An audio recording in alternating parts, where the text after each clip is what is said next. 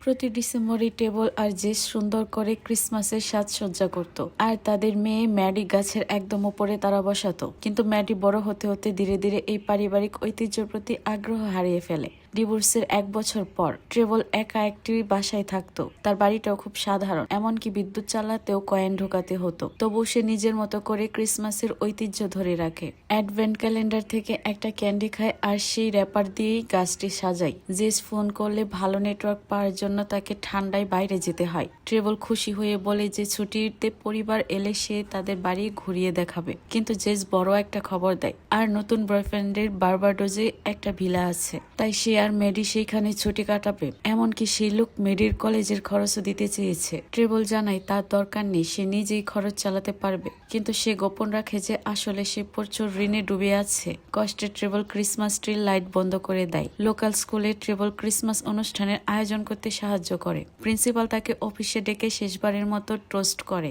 আর মনে করিয়ে দেয় যে আজ তার চাকরির শেষ দিন। নতুন কোনো চাকরি ঠিক আছে কিনা জিজ্ঞাসা করলে ট্রেবল না বলে। হঠাৎ ডোরবেল বাজে আর ট্রেবল দরজা খুলে দেখে একটি ঝুড়ির মধ্যে একটি শিশু। সেই শিশুটিকে এক শিক্ষকের কাছে নিয়ে গেলে শিক্ষক বলেন এক মা তাদের নেটিভিটি দৃশ্যের জন্য বাচ্চাকে দিতে রাজি হয়েছিলেন। ট্রেবল শিশুটিকে ম্যানজারে শুয়ে দেয় আর অনুষ্ঠান শুরু করে। নাটকের সময় ট্রেবল মিউজিক আর সাউন্ড ইফেক্ট সামলাই। একই সময় সে ফোন চেক করে জানতে পারে মেরির কলেজের খরচ ভীষণ বেশি।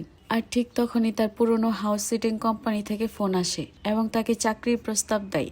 স্টেজে তারা তোলার সময় দড়ি টানতে টানতে ট্রেবল বোঝানোর চেষ্টা করে যে সে এই কাজ করে না। কিন্তু যখন কোম্পানির কর্মী বেতনের অঙ্কটা বলে, ট্রেবল এতটাই অবাক হয়ে যায় যে সে দড়িটা ছেড়ে দেয়। সঙ্গে সঙ্গে তারা স্টেজে পড়ে যায় আর বাচ্চারা ভয় পেয়ে যায়। বিশাল টাকার কথা শুনে ট্রেবল আগ্রহী হয়ে ওঠে। তবে তাকে বিকেল 5টার মধ্যে লন্ডনে ইন্টারভিউ দিতে যেতে হবে। অনুষ্ঠান শেষে সে স্কুলের সব লাইট বন্ধ করে বেরিয়ে যায়, কিন্তু কান্নার শব্দ শুনে আবারও ফিরে আসে। দেখে শিশুটি এখনো স্টেজে পড়ে আছে। সে বাচ্চাটিকে কোলে নিয়ে প্রিন্সিপালের অফিসে গিয়ে ডিরেক্টরি থেকে বাবা মায়ের নাম্বার খুঁজে বের করে ফোন করে, কিন্তু কেউ ধরে না। এইদিকে লন্ডনের ট্রেন ধরার জন্য ট্রেবল ব্যস্ত, তাই সে সিদ্ধান্ত নেয় সরাসরি বাবা মায়ের বাড়িতেই যাবে। সেখানে গিয়ে সে অবাক হয়ে দেখে মা তার নিজের শিশুকেই কোলে নিয়েছে এবং কি মা জানায় সে অসুস্থ থাকায় নাটকে যেতে পারেনি। তার মানে ঝুড়িতে যে বাচ্চাটি পাওয়া গেছে তাকে স্কুলে ফেলে রাখা হয়েছে। ট্রেবল সাহায্যের জন্য প্রিন্সিপালকে ফোন করলে তিনি সহজ ছেড়ে চলে যাচ্ছেন আর বলে নিজের সমস্যা নিজেই সমাধান করতে।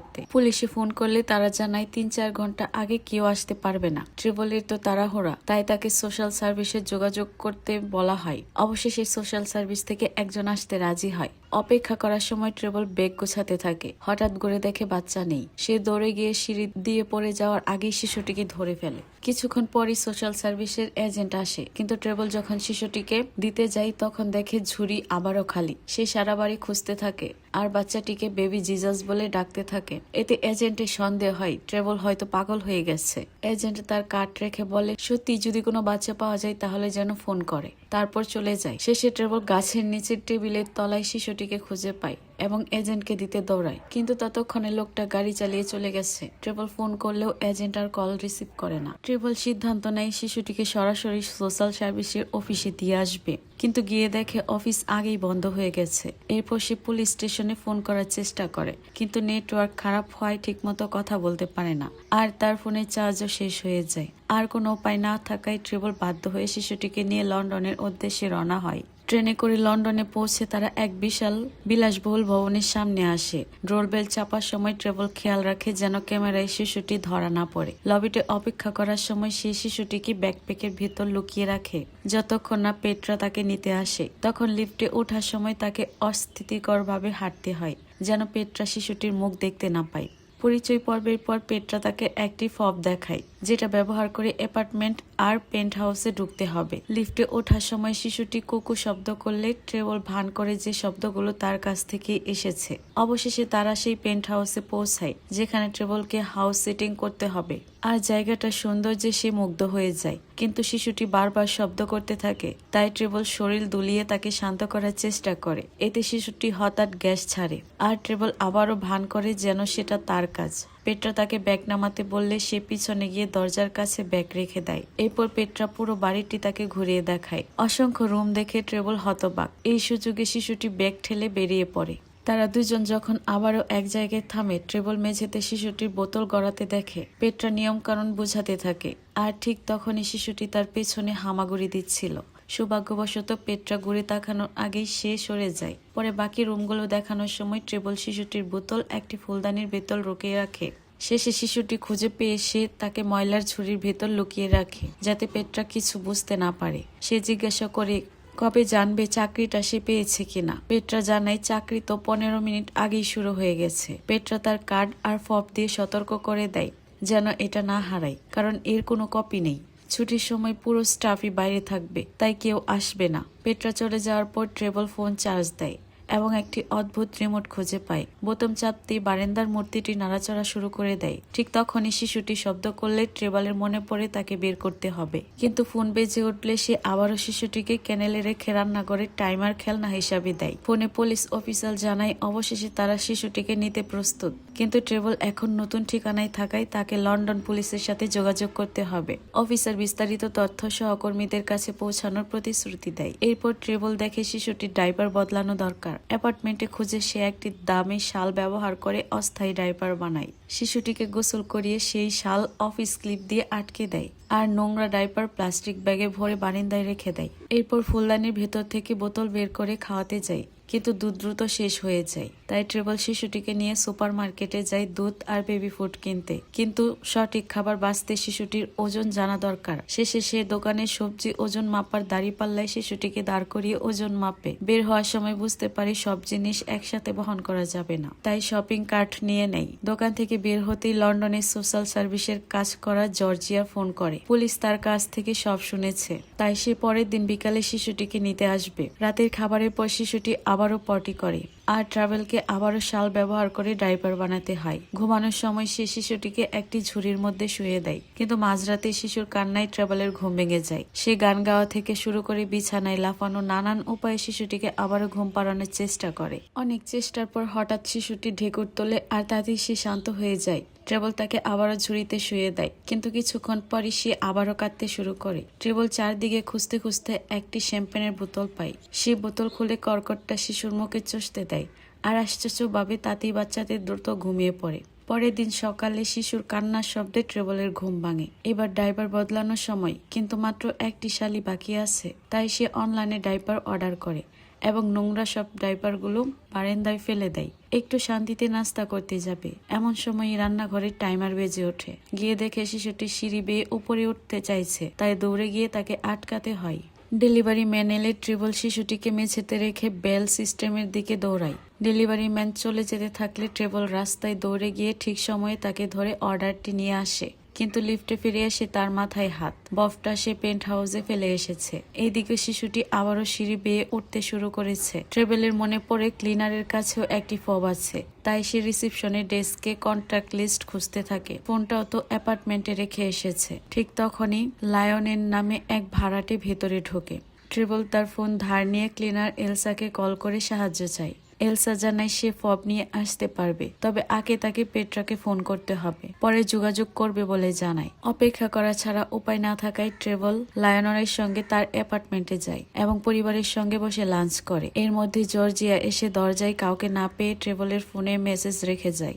সে যদি ফোন না করে তাহলে বিষয়টি পুলিশকে জানাতে হবে। লায়নেন আর তার পরিবার তার মেয়ের ভিডিও কল পেয়ে খুশি হয়, কিন্তু সেই সময় এলসার ফোন আসে। ট্রেবল দ্রুত ফোন নিয়ে জানতে পারে এলসা 30 মিনিটের মধ্যে ফব নিয়ে আসছে। এদিকে শিশুটি সিঁড়ির একদম উপরে পৌঁছে যায়। ট্রেবল লবিতে এলসার সঙ্গে দেখা করে, আর এলসা দ্রুত লিফট অ্যাক্টিভ করে চলে যায়। ট্রেবল লিফটে উঠতে যাবে, হঠাৎ মনে পড়ে ড্রাইভারগুলো রিসেপশনে রেখে এসেছে।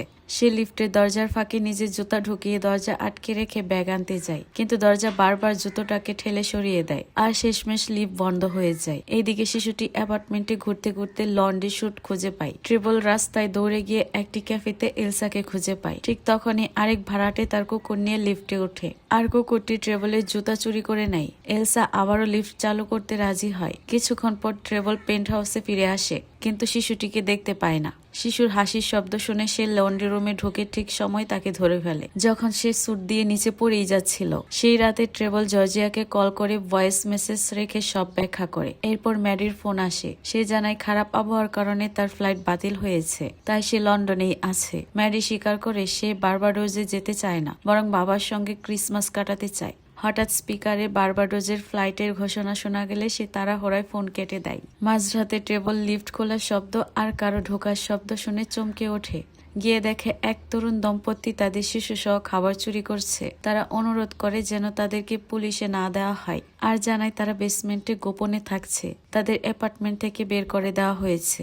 ঋণের কারণে খাবার কেনারও টাকা নেই। ট্রেভেল তাদের প্রতি সহানুভূতিশীল হয়ে কিছু বেবি ফুড দিয়ে দেয়। এরপর তারা চলে যায়। পরের সকালে আবারও শিশুটি কর্কট ফেলে দিয়ে ট্রেভেলকে জাগিয়ে তোলে। জর্জিয়া ফোন করে জানায় সে দুপুরে আসবে। হাতে সময় আছে দেখে ট্রেভেল সিদ্ধান্ত নেয় শিশুটিকে নিয়ে একটু বাইরে হাঁটতে যাবে। সে খালি পায়ে প্লাস্টিক ব্যাগ জড়িয়ে নেয় আর শপিং কার্টকে স্ট্রলারের মতো ব্যবহার করে বেরিয়ে পড়ে। পার্কে কিছু মানুষ শিশুটিকে দেখে মুগ্ধ হয়ে ট্রাভেলের কাছে নাম জানতে চায়। ট্রেভেল হেসে বলে বাচ্চাটির নাম জিসাস। হঠাৎ পার্কের মাঝখানে তার জুতো খুলে পড়ে যায়। সে দ্রুত তুড়ে পড়তে যায়। একটা কুকুর দৌড়ে এসে জুতোটাই ছিনিয়ে নিয়ে যায়। ট্রেভেল কাঠি ছুঁড়ে কুকুরটাকে বিভ্রান্ত করে জুতো পরে নেয়, কিন্তু কুকুরটা আবারও ফিরে এসে তার পায়ে কামড়াতে থাকে। বিরক্ত হয়ে ট্রেভেল আরেকটা জুতো ছুঁড়ে মারে আর কুকুর সেটা নিয়ে দৌড় দেয়। ট্রেভেল বুঝতে পারে না আসলে সে কি করে ফেলেছে। যাই হোক, পরে সেই তরুণ দম্পতি ট্রেভেলের কাছে আসে। তারা কৃতজ্ঞতা জানিয়ে একটি বেবি হ্যাট দেয় এবং জানায় তারা হাউজিং ডিপার্টমেন্টে যাচ্ছে। আশা করছে ছুটির আগে একটা বাড়ি পাবে। ট্রেভেল তাদের সাহায্য করতে রাজি হয় এবং বলে তারা কাগজপত্রের ঝামেলা সামলানোর সময় সে তাদের বাচ্চার দেখাশোনা করবে। এরপর ট্রেভেল দুই শিশুকেই খাওয়ায় এবং আলাদা আলাদা ঝুড়িতে শুয়ে ঘুম পাড়ায়। অবশেষে জর্জিয়া আসে। ট্রেভেল তাড়াহুড়া করে একটি ঝুড়ি নিয়ে লবিতে যায়, কাগজপত্রে সই করে আর জর্জিয়া রেকর্ডের জন্য ছবি তোলে। ট্রেভেল তাকে আপডেট রাখতে বলে, কিন্তু জর্জিয়া জানায় এটা তার বাচ্চা নয়, তাই এখন থেকে সব তথ্য গোপনীয়। জর্জিয়া চলে যাওয়ার পর দম্পতি ফিরে আসে। ট্রেভেল তাদের অ্যাপার্টমেন্টে নিয়ে গেলে তারা ভয়ে দেখে বাচ্চাটা তাদের নয়। ট্রেভেল বুঝতে পারে সে ভুল শিশুটিকে জর্জিয়ার হাতে তুলে দিয়েছে। সে দৌড়ে রাস্তায় গিয়ে দেখে জর্জিয়া পার্কিং টিকিট নিয়ে পুলিশের সাথে তর্ক করছে। সুযোগ বুঝে ট্রেভেল গাড়ি থেকে শিশুটিকে নিয়ে দ্রুত ভবনে ফিরে আসে। লিফটে উঠতে গিয়ে ভুল করে ফবটা ফেলে দেয়। অ্যাপার্টমেন্টে গিয়ে সে দুই শিশুকে অদল বদল করে আবারও বাইরে ছুটে যায়, কিন্তু ততক্ষণে জর্জিয়া চলে গেছে। সে ফোন করে ভয়েস মেসেজ রেখে দেয়।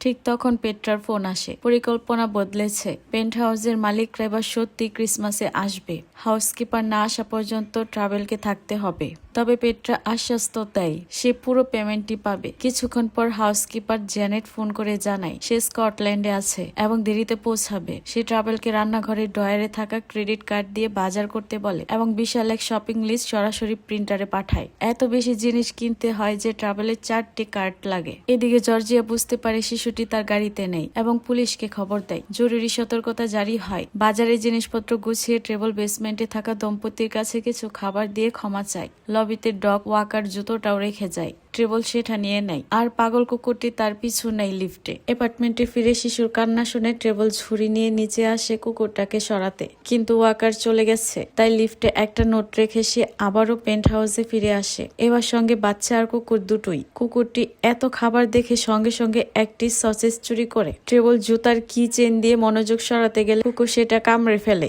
আর সঙ্গে ফপটাও গিলে ফেলে। আতঙ্কিত ট্রেভেল কুকুরটাকে লিফটে নিয়ে গিয়ে পরীক্ষা করে। ভেতরে থাকা অবস্থাতেও ফপটা কাজ করছিল। এরপর জ্যানেট ফোন করে জানায় খারাপ আবহাওয়ার কারণে সে মাঝরাতে লন্ডনে পৌঁছাবে। তাই সে ট্রাভেলকে বলে দেয় সাজসজ্জার জিনিসগুলো কোথায় রাখা আছে এবং সেগুলো সেট আপ করতে বলে। আরো জানায় কিছুক্ষণ পর কেউ একটি ক্রিসমাস ট্রি পৌঁছে দেবে। ট্রেভেল ব্যস্ত থাকাতে কুকুরটি সসেজের অর্ধেক খেয়ে ফেলে। ঠিক তখনই আবার ফোন আসে কুকুরের মালিক অ্যানাবেলের। পপটির দরকার থাকায় ট্রেভেল বলে সে এখন বাড়িতে নেই, পরে যোগাযোগ করবে। এরপর ট্রেভেল বাচ্চা আর কুকুরটিকে নিয়ে আরো সসেজ কিনতে বের হয়। ফেরার পথে দেখে লয়নার ভবন ছেড়ে চলে যাচ্ছে। তাকে বিল্ডিং থেকে বের করে দেওয়া হয়েছে। অ্যাপার্টমেন্টে ফিরে ট্রেভেল দেখে ক্রিসমাস ট্রি ইতিমধ্যেই এসে গেছে। কোথায় বসাবে বুঝতে না পেরে সে নড়াচড়া করা মূর্তিটির বেস খুলে সেটিকে ট্রির স্ট্যান্ড হিসাবে ব্যবহার করার সিদ্ধান্ত নেয়। চলমান লাইটের সাহায্যে সে ট্রিটা দাঁড় করায়। এরপর মূর্তিটা হাউসকিপারের অফিসে লুকিয়ে রেখে সেই নড়ন্ত বেসের সাহায্যে সুন্দরভাবে ট্রিতে সাজাতে থাকে। ঠিক তখনই ট্রেভেল বুঝতে পারে কুকুরটি পটি পেয়েছে।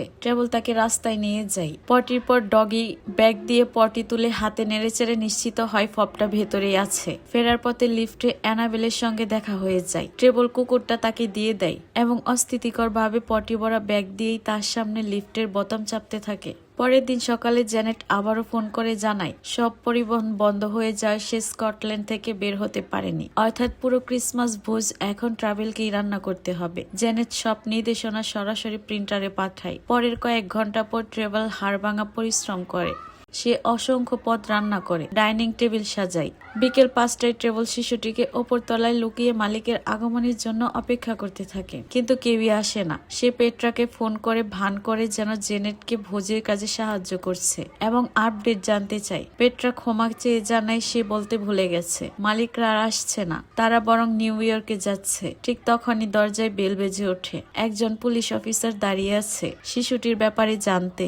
পুলিশ অফিসার জর্জিয়ার তোলা ছবির সঙ্গে বাচ্চাটিকে মিলিয়ে দেখে বুঝতে পারে এটা সেই একই শিশু নয়। ট্রেবল সব ঘটনা খুলে বললে অফিসার এতটাই বিভ্রান্ত হয়ে যায় যে জর্জিয়াকে ফোন করে ডেকে পাঠায়। অপেক্ষা করার সময় ট্রেবল তাকে অ্যাপার্টমেন্টে আমন্ত্রণ জানায়। এর কিছুক্ষণ পর সেই তরুণ দম্পতি শিশুর জন্য একটি উপহার নিয়ে আসে। ট্রেবল তাদেরও ভিতরে থাকতে বলে। আবার ডোরবেল বাজে। এবার লিওনেল। তাকে বলা হয়েছে তার অ্যাপার্টমেন্টের চাবি ট্রেবলের কাছে রেখে যেতে।